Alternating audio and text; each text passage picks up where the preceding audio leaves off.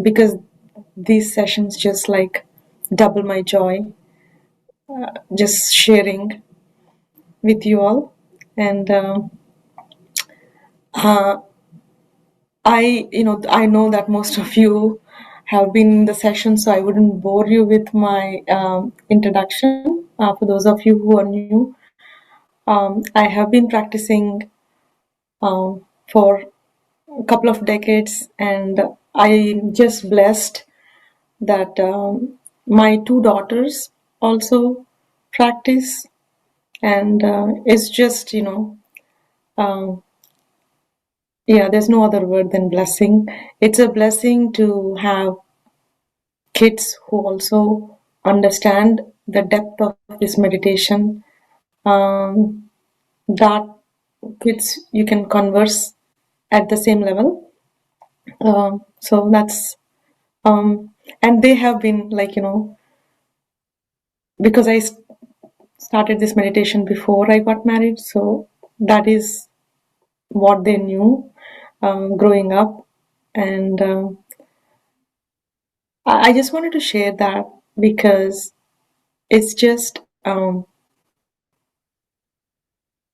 it's just more than ourselves, right? This meditation, it's something that we can give it to everyone around us, and something that we can help our family members.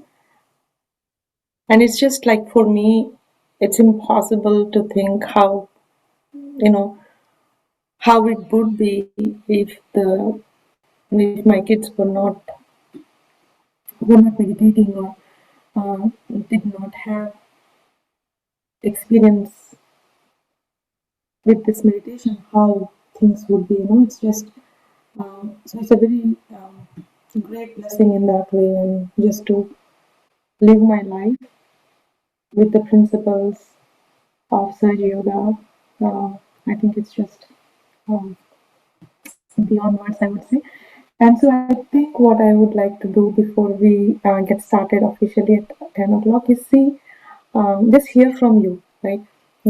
And this will be a chance for everyone here in this group to hear from each other, to know how everybody is progressing, and just to learn from each other. So, if there's anything that anybody would like to share in their journey, any recent experience, or any questions, that will be Sorry to a good interrupt. topic. Didi.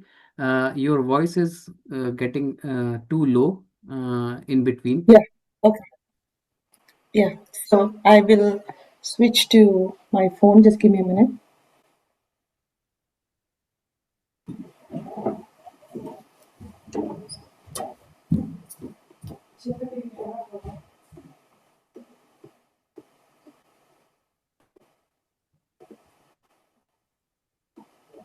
Now?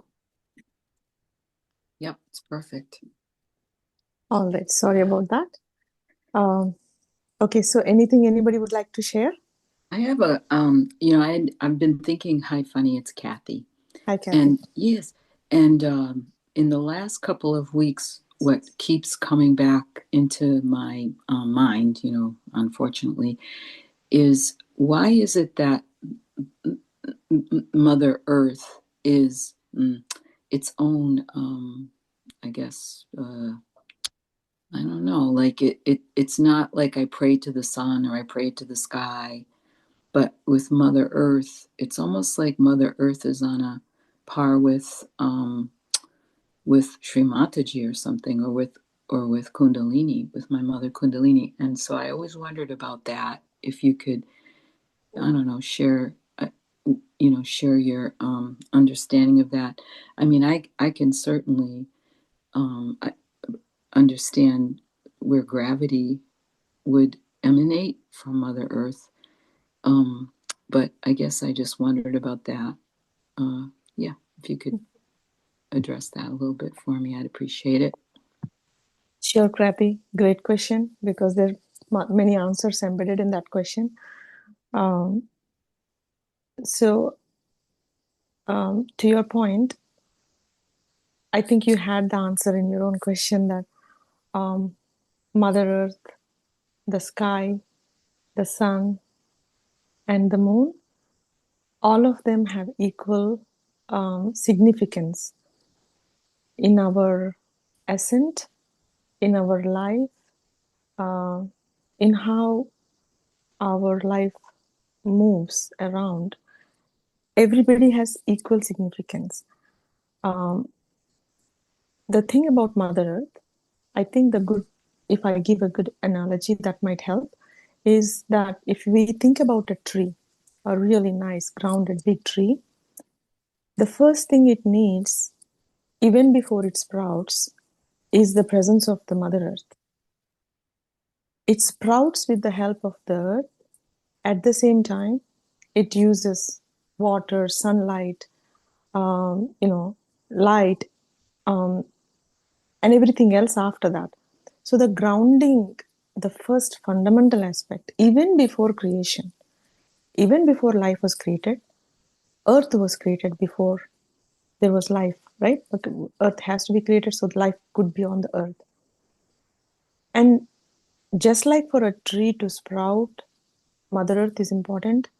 For our ascent, for the Kundalini to rise, Muladhara, the first chakra of Muladhara, is important.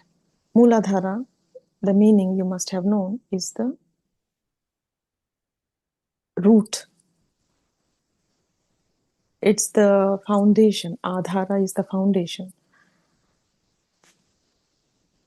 Only after the blessings and the strength from the Muladhara, Mother Kundalini can rise.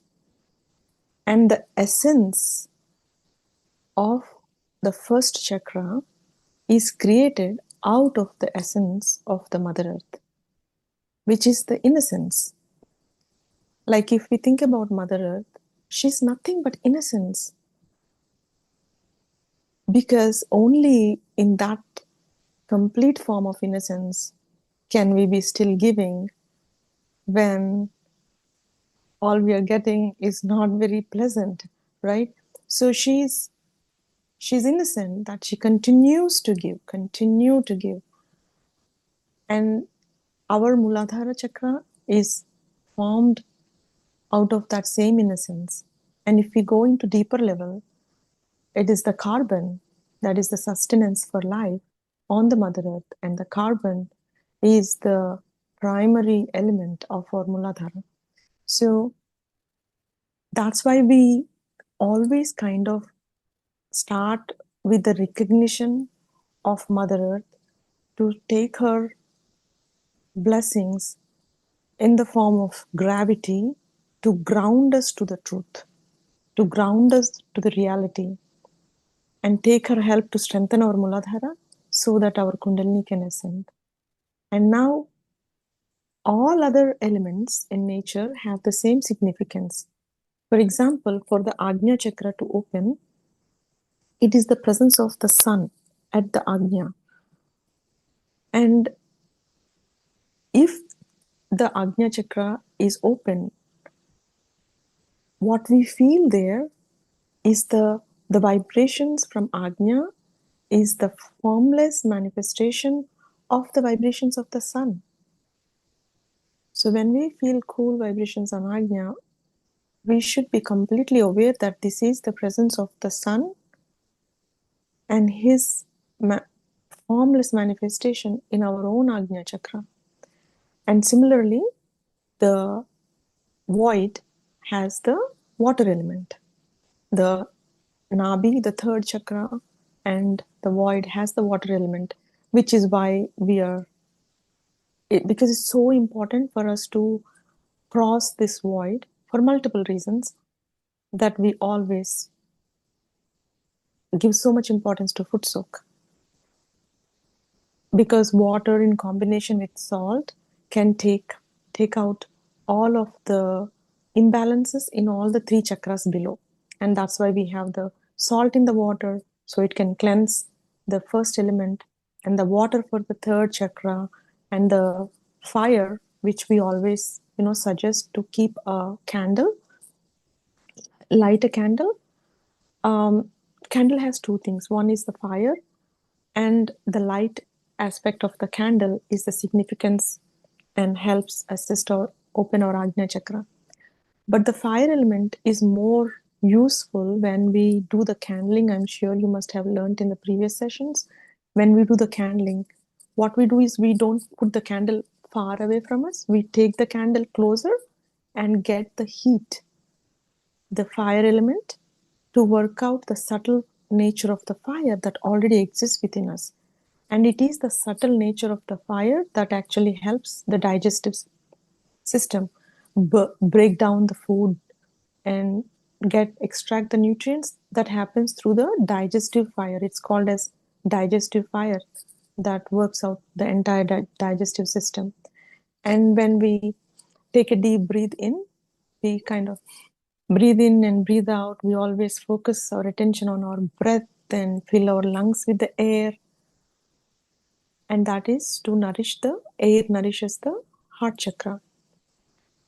And then the throat is the sky or the ether, is the essence of the throat. So all of these elements, and then if you're wondering what is for the Sahasrara, it is the moon. That's why the Sahasrara has the coolness of the moon, the peace, the coolness of the moon is felt at the Sahasrara. So all of these elements are important. I think we just start with Mother Earth because it's the root to help our Muladhara. I hope that's a long answer, but I hope that answered your questions. But that's the point. Like it's as if Mother Earth is a deity or something, and all of those things are matter. If I didn't have my body, then my spirit wouldn't have a container, kind of thing. Right. I guess. Right. Yeah. So it's I know it's just a trick in my mind and all, but because so often in meditations there's a lot of time spent talking to Mother Earth, praying to Mother Earth, you know, just a lot of time as if it's Mother Kundalini or as if it's Sri Mataji. At least it comes across that way to me, and that's everything you said is just very helpful, of course, because it just elaborates on, I guess, like what I've experienced in terms of my other the enlightenment of my other chakras. But yeah, just it's something. I don't know, Fani, like, is it because is it cultural, like a cultural understanding that I'm not that I don't have a background in, like even like feet in my culture are different than in other cultures and that sort of thing. So I just wondered where why it comes across to me as if Mother Earth is its own like being and its matter, and it doesn't seem to me that it has any greater influence on my ascension than any other form of matter. And that's where it'll clear. I don't mean to take up a lot of time here anymore, but that's kind of my standing question, even up to almost 3 years now. Mm-hmm. Yeah, I like everything in this universe is at par, equal, and everything has a place, but there's nothing much higher or lower. I think if we have that understanding that all the 5 elements are equal, and so is everybody, every created human being is equal. Everybody has a place and a different manifestation of that same divine love. It's that same divine love, it's the same essence, and everything manifests to a different degree in a different way, and everything has a place, its own place, right? So as long as you understand that everything is equal and everything has a place, I think that probably that'll help you clear the questions. Like, if you don't see that there is a difference, if you don't see that there is a difference, and take everything as equal and go from there, then you will understand the um, the essence in each one of it, each one of the elements around us. Yeah, that's good, Fanny. Thanks. You're welcome. And yeah, Fanny, sure. I would like to. I'm Mara. Hi, Mala. Hi. I would like to know why, if we are doing meditation, is called Sahaya Yoga. What is yoga here? Yeah, okay. Thank you for asking that question. Yoga is a Sanskrit term, and it means union. And sahaja, so if you take yoga, means it's not a physical exercise. In actual Sanskrit meaning of yoga is union. And sahaja means, sahaja has different meanings. It's spontaneous. And saha means the one who is with you. Saha means the one who walks with you, is with you. Ja is born. So if you say sahaja is the one who is born with you, yoga is union. So it's the union of the energy that is inside of us, that is born with us, because this energy called kundalini at the end of our sacrum bone, it's born with us. And it is the union of this energy with the all-pervading energy all around us, with the divine love that created us through the opening of our Sahasrara, the seventh energy center. So Sahaja Yoga meditation, the goal is to have this energy cross our seven centers, pierce through the Sahasrara, and get its oneness, yoga, with the all-pervading energy around us. Because this energy inside of us is a tiny speck of the divine love that is all around us. And it has only one goal, is to meet the ocean of love. And in that yoga, when it happens, it is going to give us sustainment, nourishment, cleansing, and all of that. And that is why this meditation, Srimataji has named this as Sahaja Yoga, meaning it also means it's a very spontaneous, effortless yoga, can happen wherever, whenever we desire. Doesn't need anything, any other external factors. It's so spontaneous. Thank you. All right. So we can now go back to our topic for today. And there is like self-mastery is the topic. It's also called as Guru principle. You might hear these words as Guru principle or Guru Tattva. Tattva means the principle in Sanskrit, and Guru is the mastery. And today we'll talk about how self-mastery is important in our ascent. And actually, there's a little bit of correction in the title. Love as the means to raise above our reactions. And how we can use our self-mastery through the medium of love to raise above our reactions, above our judgments, above anything that prevents us from being innocent, prevents us from being joyful, prevents us from manifesting the nature of spirit. And for us to manifest the nature of spirit, this self-mastery is so important. And we'll start off our session today with a short meditation. We'll do it a little bit different today. We'll balance ourselves, get into a state of silence, and then we'll listen to Srimataji's talk.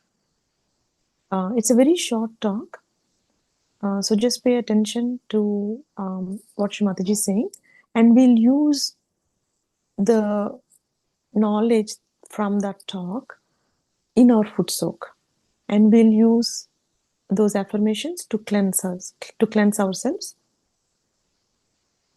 in the foot soak.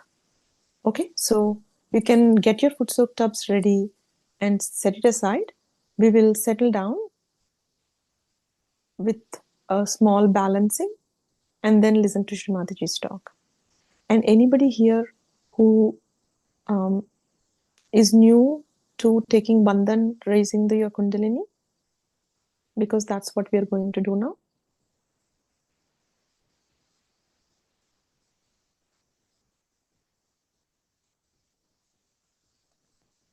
Okay, so hopefully everybody knows how to raise our kundalini and take a bandhan. Let's get started with a sincere intention and goal to feel that oneness where there is no other, that yoga, that oneness we just talked about, and we want to experience that oneness and be part of it, be part and parcel of it.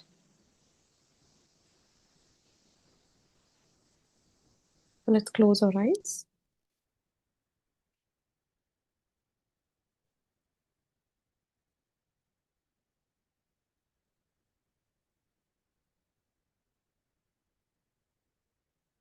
Let us come to the present moment. Recognize the present moment.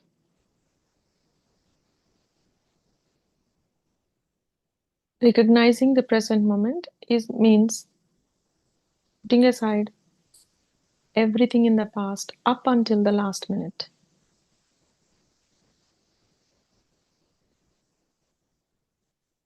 Like it didn't exist, and coming into the present. When we take what happened in the past out of our mind, out of our attention,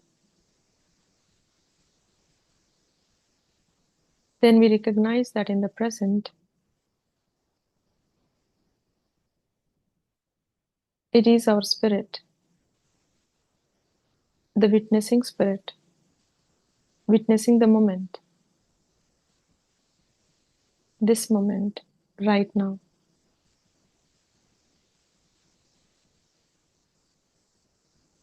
Where we are together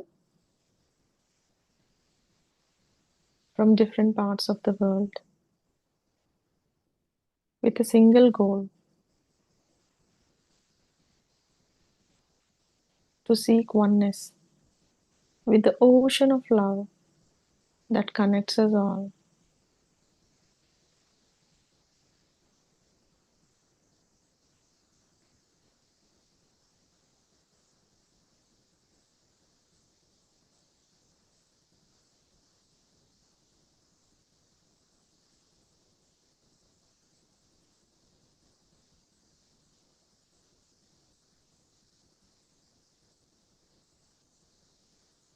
Let us fully identify ourselves with this witnessing spirit, which just absorbs the joy of the present moment.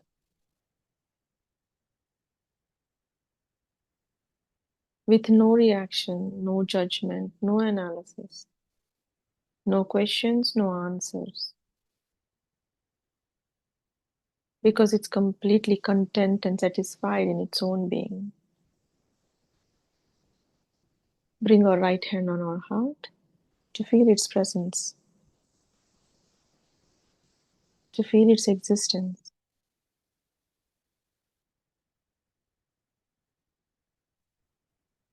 Let us walk away from our mind into the state of the spirit.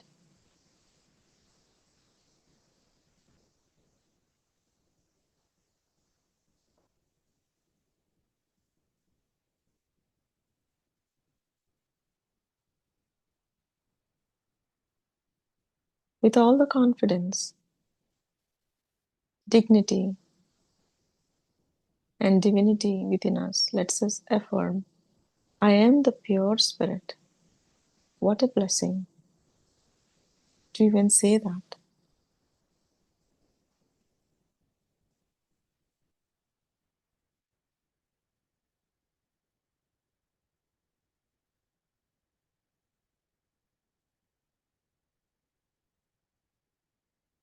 I am the pure spirit.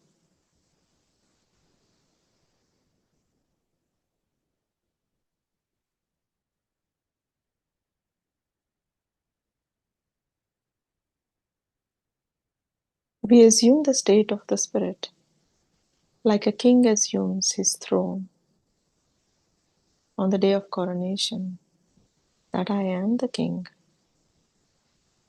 and much more higher is the state of the spirit, that I am the spirit.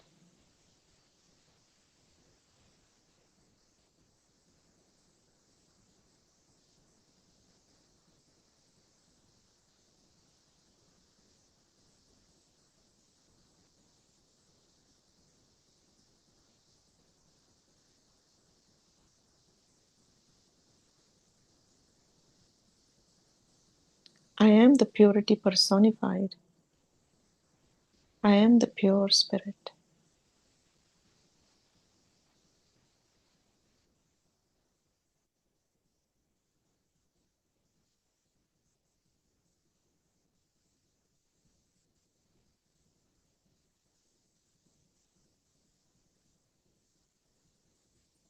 As this witnessing spirit, let us witness the power of the divine in our sacrum bone as Mother Kundalini.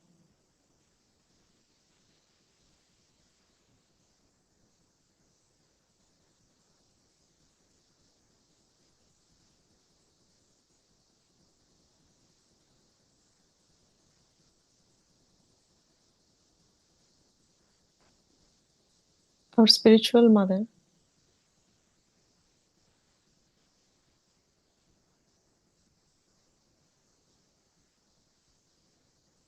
and the pure desire within us.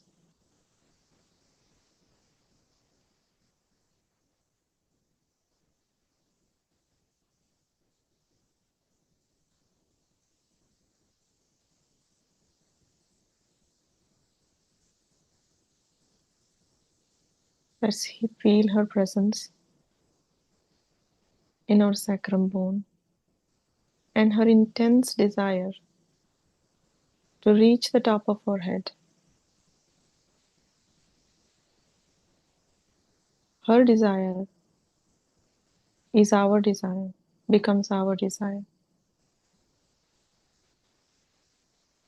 to reach this state of complete oneness, yoga.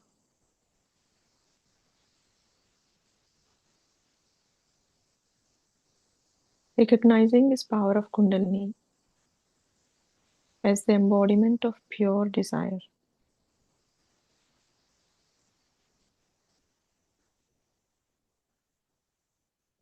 That has the power to dispel all desires, to seek its oneness.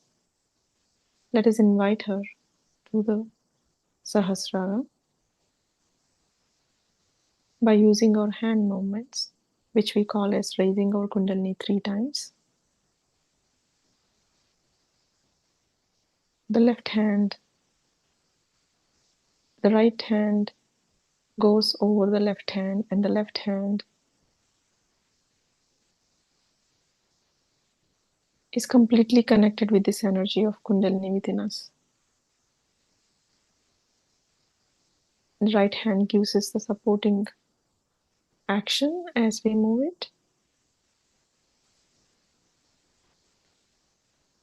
Tie one knot on the top of our head, and this is all symbolic, while our attention is firmly stationed in our Mother Kundalini.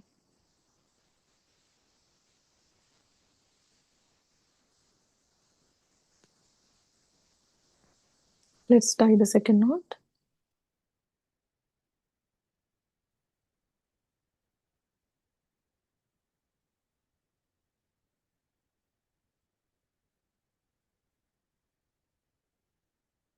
Third knot.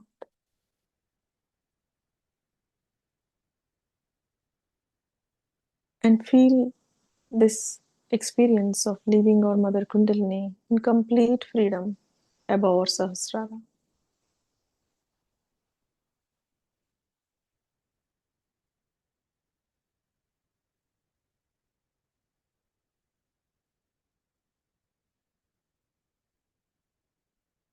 Grounding in that, let's give ourselves a bandhan, a protective cover, with the vibrations flowing in our hands for 7 times.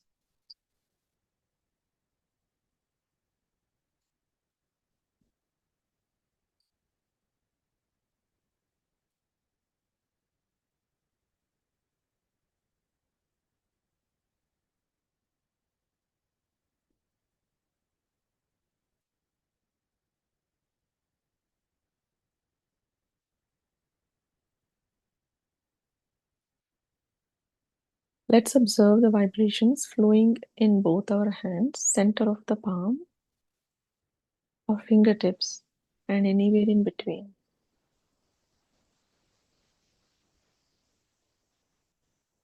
You can also gently put your attention on your spinal cord,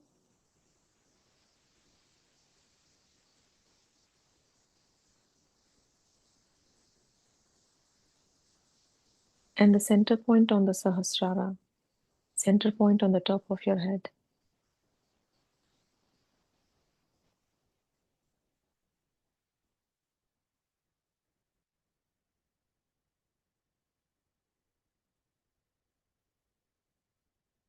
All of this have to be really effortless.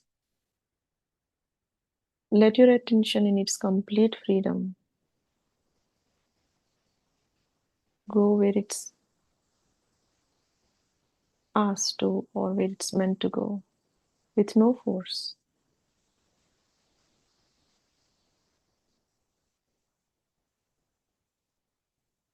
The process of meditation is the process of letting go of our impulse to do something, to control our attention.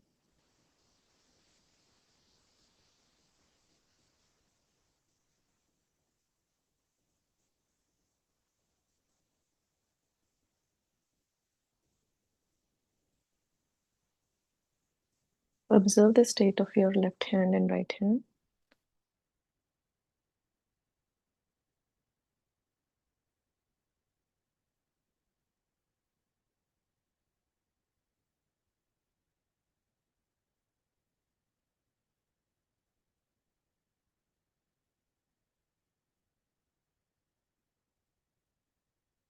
Let us all try to station our attention on that center point on the top of our head, which is the center point of our Sahasrara, center point of the 1,000 nerves in our brain, also called as the Brahmarandra. Means the opening. Randra means it's a opening, it's a hole to the divine.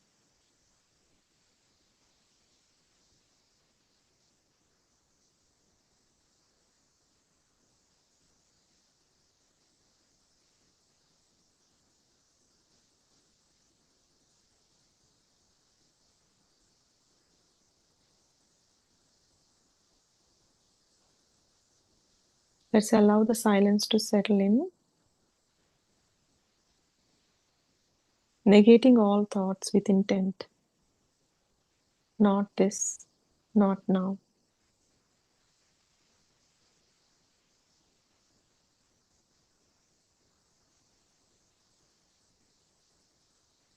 Seeking our identity as the spirit in that silence.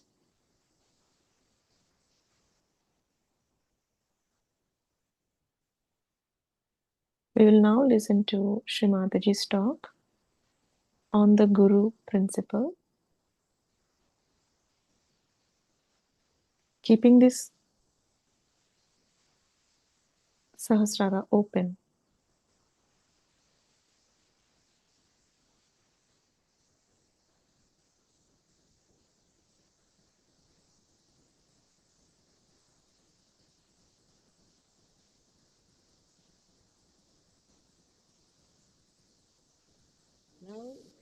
we are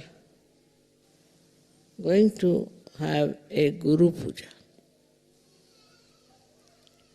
As I have said, you all are Gurus and you want to worship me as your Guru is all right. But the main thing one should understand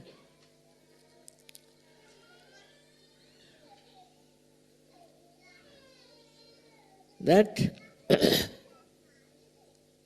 you have become Guru, no doubt,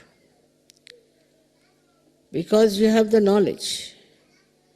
You have the absolute knowledge. And so we can say you have become Gurus, no doubt. But one has to understand that you have reached a state where you can raise the Kundalini, you can give realization to others. Also, you know what is the absolute knowledge. To know the absolute knowledge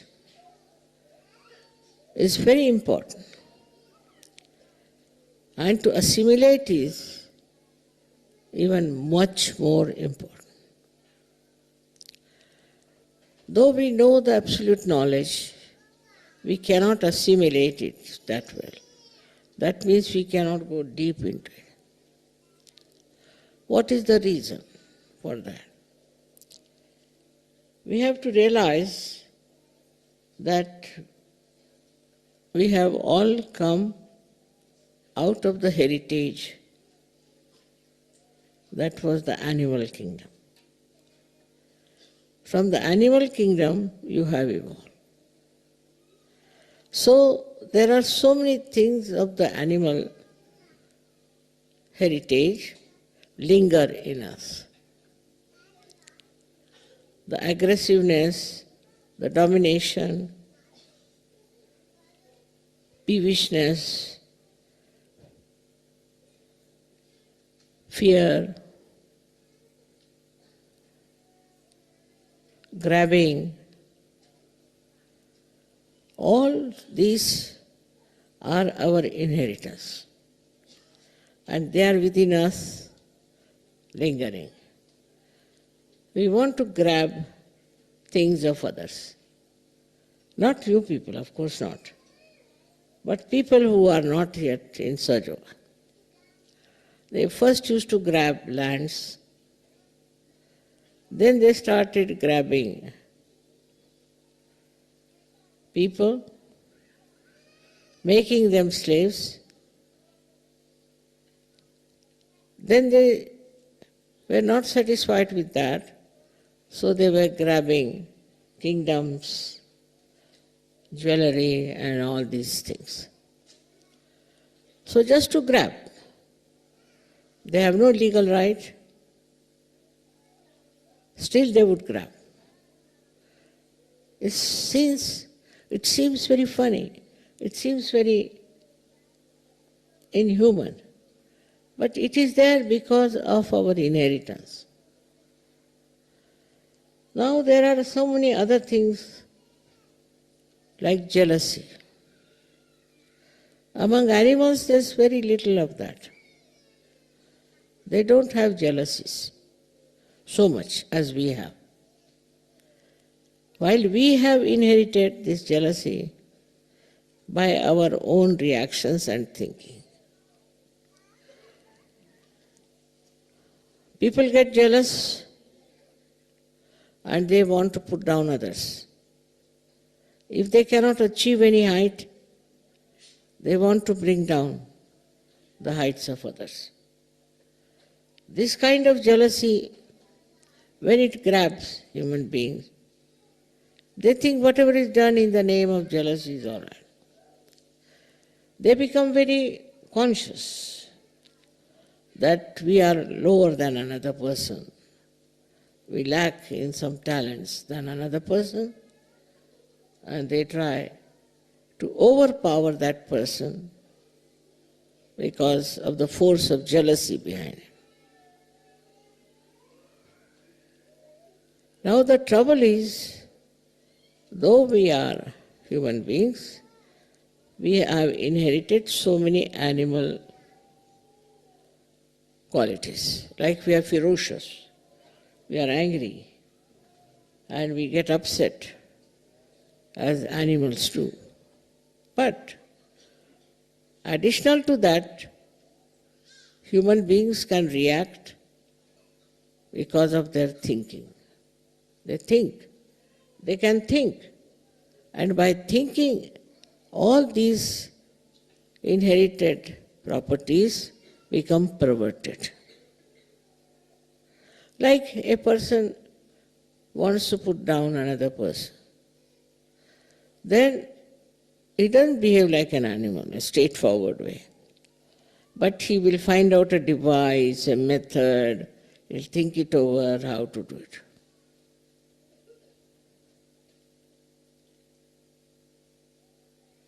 The main problem with human beings is that they still have inherited very violent temper. This violent temper has to be controlled, has to be seen. When you see something which you don't like, which is against your will, maybe something like that, immediately you flare up.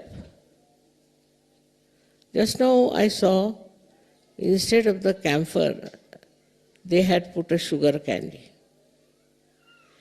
To sugar candy, they were putting the matchboxes, they were using match into it, matchstick. It would not take the fire. They tried and tried, it would not. So I said, let me see what is that. So that was a sugar candy. If it was camphor, it would just flare up. So the quality of the person is known in the same way. If with the slightest provocation, if he gets into temper and gets annoyed, then his quality is not very good as a guru. As a guru, we should not flare up. We should not get angry. We should not try to oppress others. But what can we do then, people will ask. We have another method, what we call is love. Love. Instead of getting angry, if you show love and compassion to that person. So what happens? That it doesn't give you any anger, and another person you don't make him angry also. Anger begets anger. If you get angry with somebody, that person may not retort because he is afraid of you, maybe that. But in his heart, he will keep a revenge in his mind, that one day I will show him why should he get angry with me. So in Sahaja Yoga, please remember that love is the only way we can solve the problem. Now, if something goes wrong, say in the ashram, if you get angry with that person, what will happen? That person will bear a grudge against you. Perhaps, if he's a good Sahaja, he may realize that it was a wrong thing to do. But if he is a bad Sahaja, not yet fully equipped to understand, then what he will do? He will just feel that this man has insulted me, he has deliberately put me down and all that, and I should try to take a revenge. Among animals, this activity is very limited. I don't think they believe in revenge, except for few animals. They say that if you hurt a snake, it will take its respite, it will come back on you. That's what is said. And this one is something, one quality of the snake. But as we have passed through all these different categories, we might be having some of the qualities of some of these animals within us. We may be even snake's animal. If the snake is within us, then anybody who hurts you will remember it all your life. He has hurt me, so I'll put him right one day. I'll take a revenge. If there's a snake within us. But now if there's a tiger within you, so you will become very ferocious. At the smallest thing you will get angry, lose temper. Now, this is not a very good situation, that we are still at the level of animals and our inheritance is still working in us. So we have to keep a watch. We have to be good gurus, and for good guru, you have to have a very peaceful, compassionate, loving temperament. After all,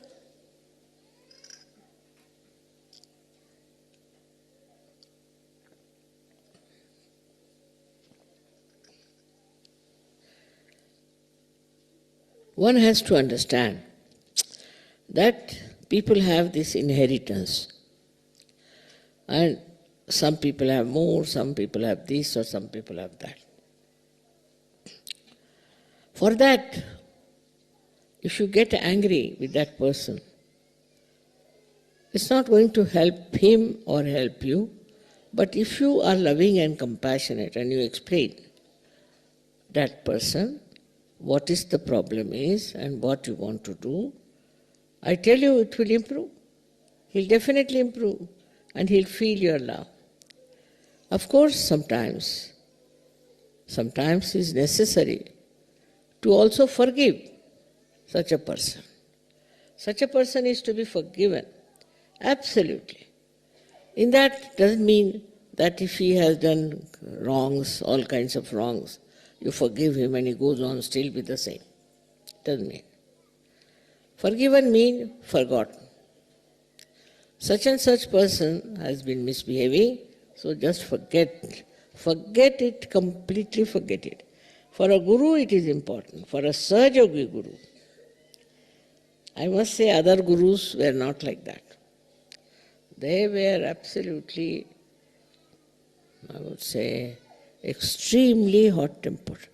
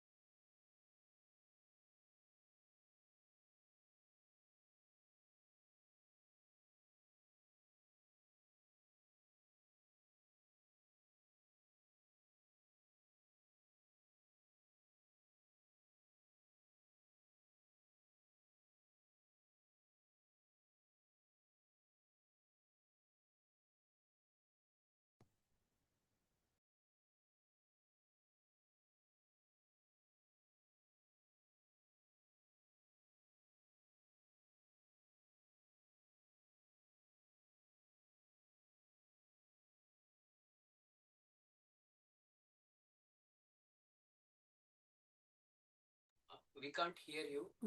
Didi, you're on mute.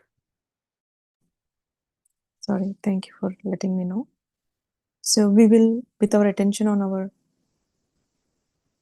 Sahasrara, continuing in that connection, we will transition into the foot soak. Today we will use the foot soak meditation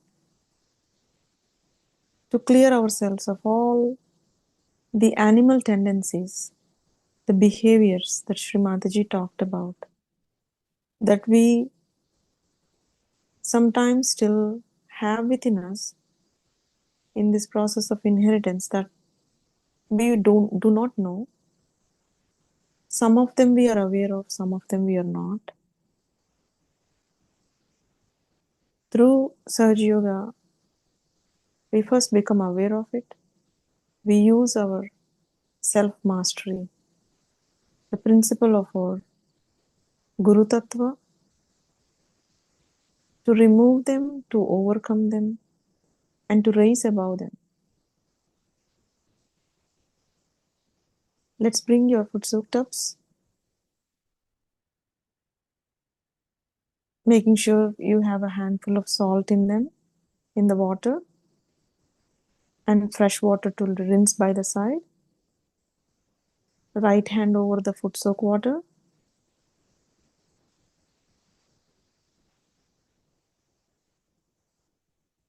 Left hand on the lap. Attention on the center point of the top of the head.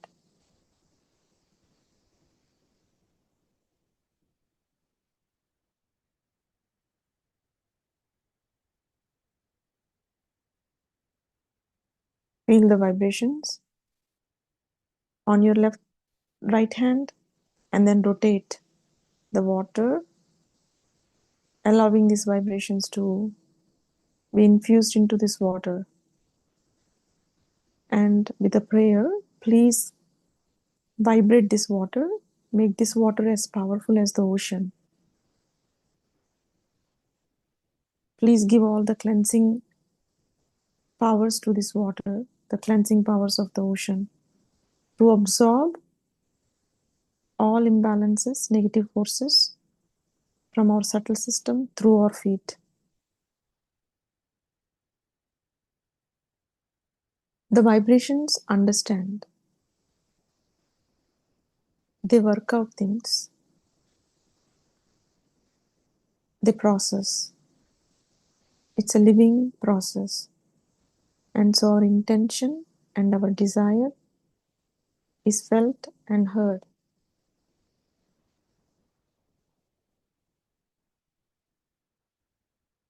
Give vibrations to the water and set that intention. Put your feet in the water.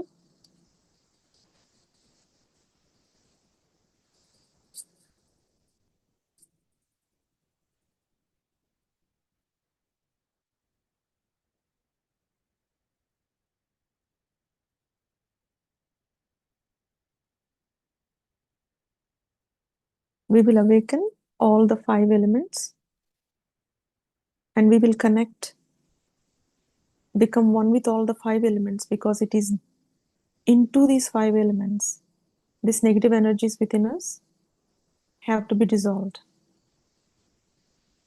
Both hands on the Mother Earth, feeling the presence of all the 5 elements within and around us.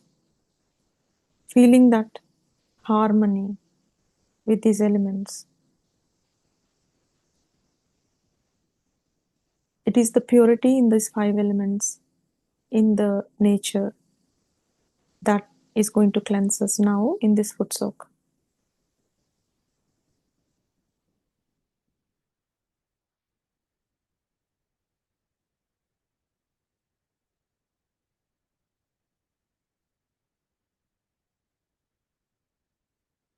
Mataji,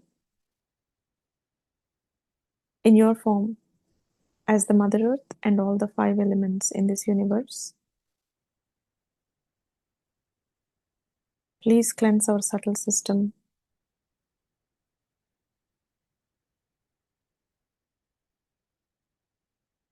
Please absorb all the imbalances, all negative forces. negative thoughts, negative attention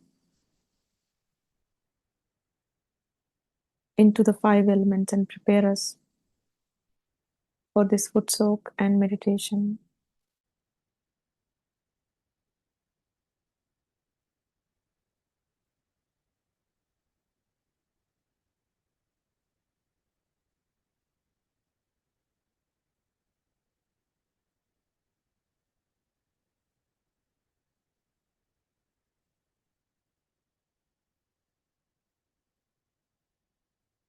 Let's feel that harmony with the 5 elements. Once we feel the harmony, it effortlessly happens. We don't need to put in any effort.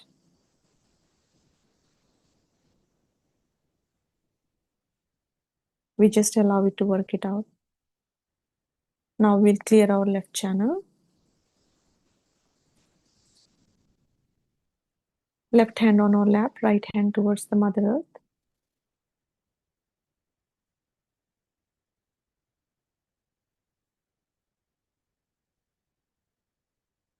With a sincere desire, we will pray for all the left-sided qualities, behaviors that we have inherited or that is coming from our upbringing or that we have developed as a result of our thinking, as a result of our experiences in this lifetime. We desire for all of that to leave our body right now in this moment, to be dissolved into the 5 elements.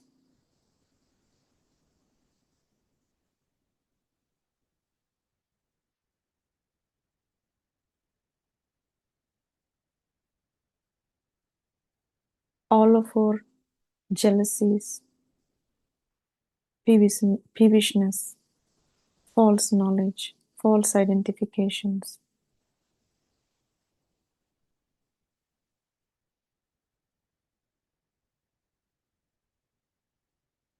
all our fears,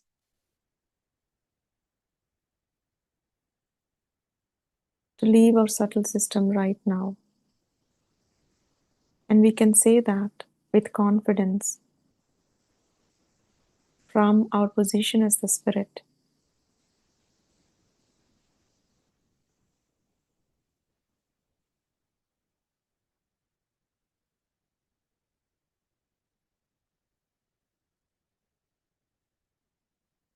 The emotion of fear comes from false knowledge. If we recognize we are the Spirit, it just disappears.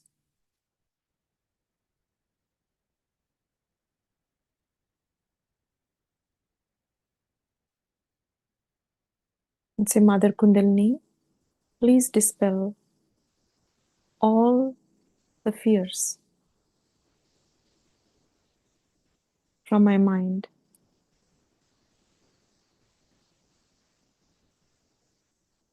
In the light of my spirit, let me see these fears as a myth.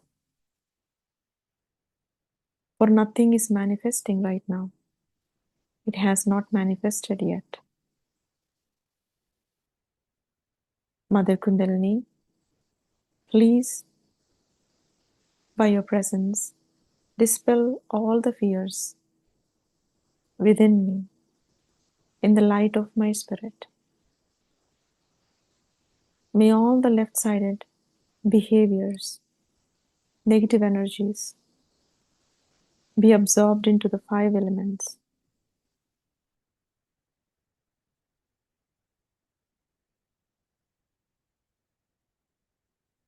May the purity of my spirit fill every cell of my being, my every thought, my every emotion.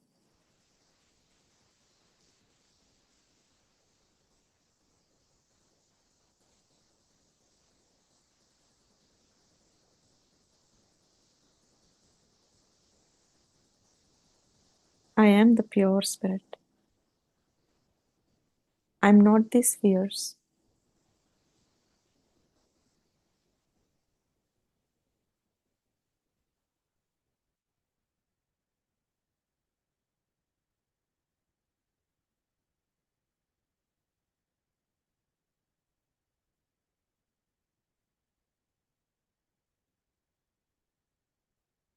Let us allow this knowledge of our spirit to assimilate deeply in our being and assert its nature.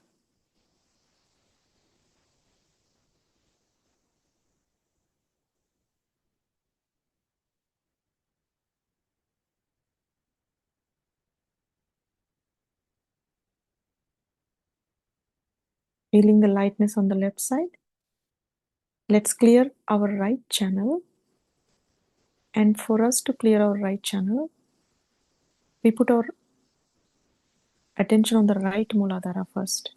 The basis of right channel is in the right Muladhara. And to clear our right Muladhara, which is on the right side of our body, we put our left hand towards the earth, right hand on our lap, attention on the right part of our first energy center. Here is where all the accumulation of animal behaviors, demonic, any of the demonic tendencies, aggressiveness, anger, domination, all of that comes from an imbalance in the energy flow of our first energy center on the right side. Here we ask, with a pure intense desire, that all of those animal behaviors that we are still carrying on, that are still coming with us, to leave our body right now, dissolved into these 5 elements. All this anger, aggression, domination, feeling of superiority,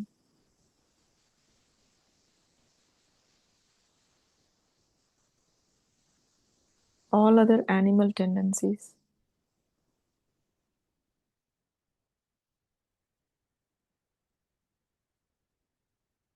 That some we know of, some we do not, still have not come into our awareness.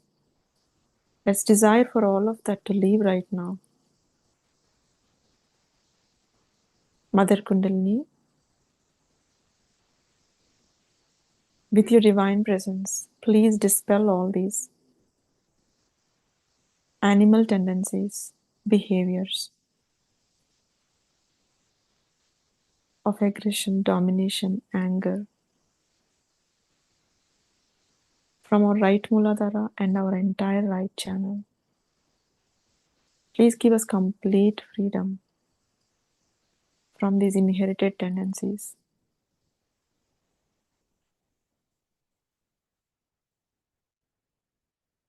Please give us the self-mastery to negate these behaviors, to rise above them with the power of love,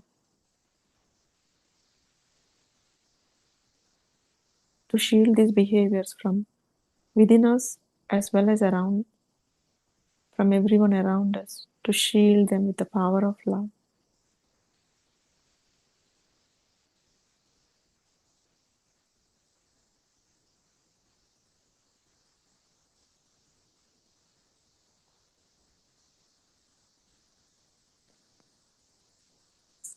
Please give us the wisdom to recognize them and to manifest the power of love,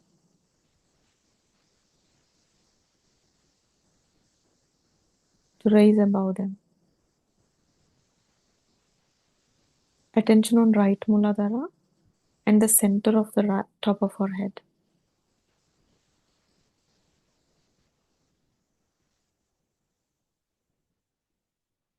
Feel that connection from the top of our head to our right Muladhara, allowing the cleansing to happen.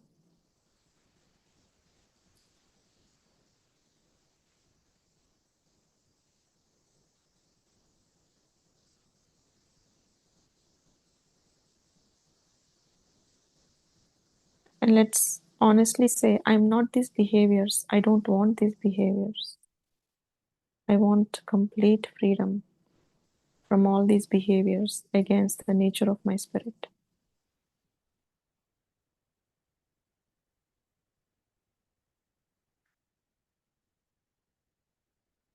Let's feel lightness of the right channel. Bring our attention and the right hand on the top of our head. Massage the top of our head. Let's just enjoy this oneness.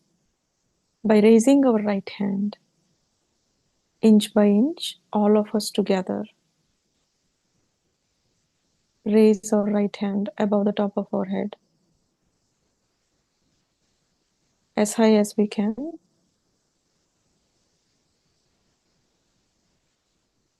dissolving ourselves into the silence, individually and collectively together. Let us completely dissolve in that silence. With complete gratitude for this pure knowledge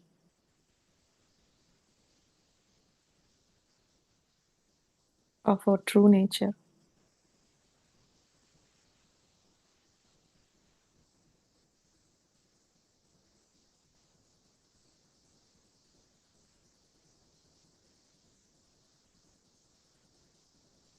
Let us seek the strength and the blessings to assimilate this knowledge into every cell of our being, so it spontaneously manifests.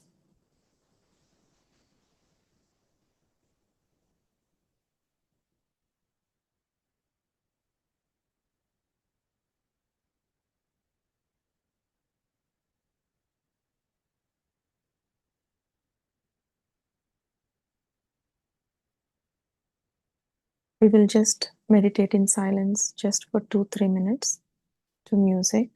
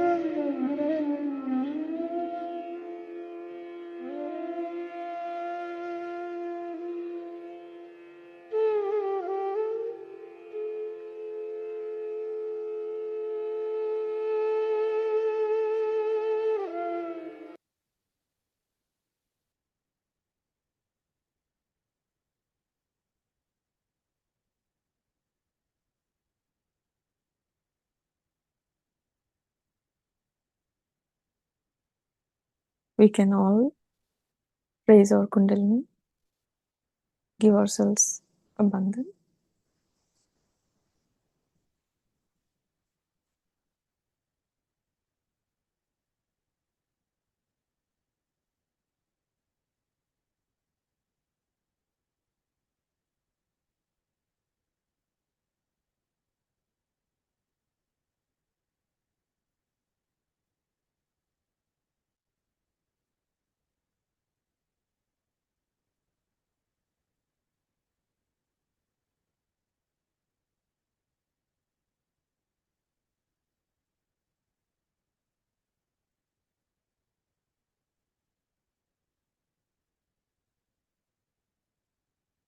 We can slowly rinse our feet.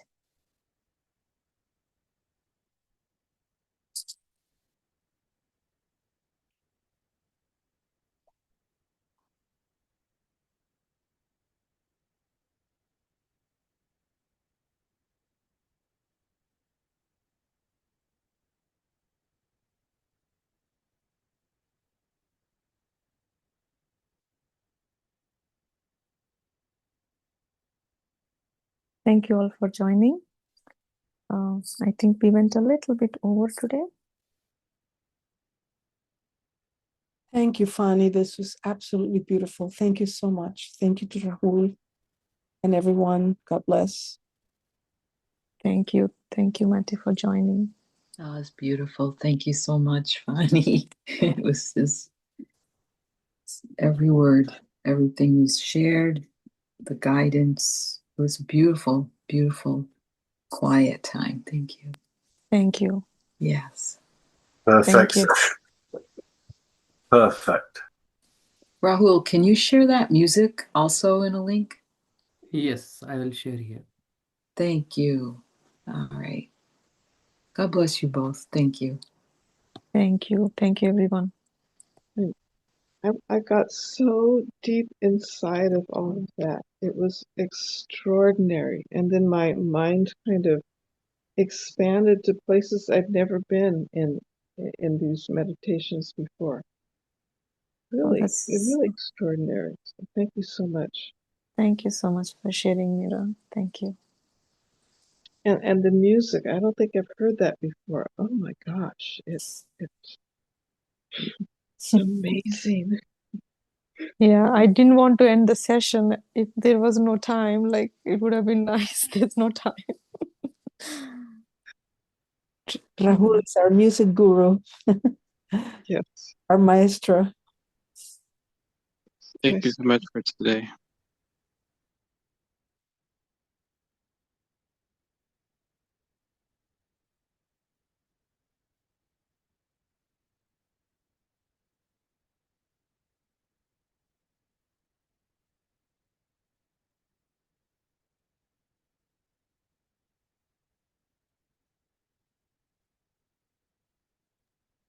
Yes, thank you.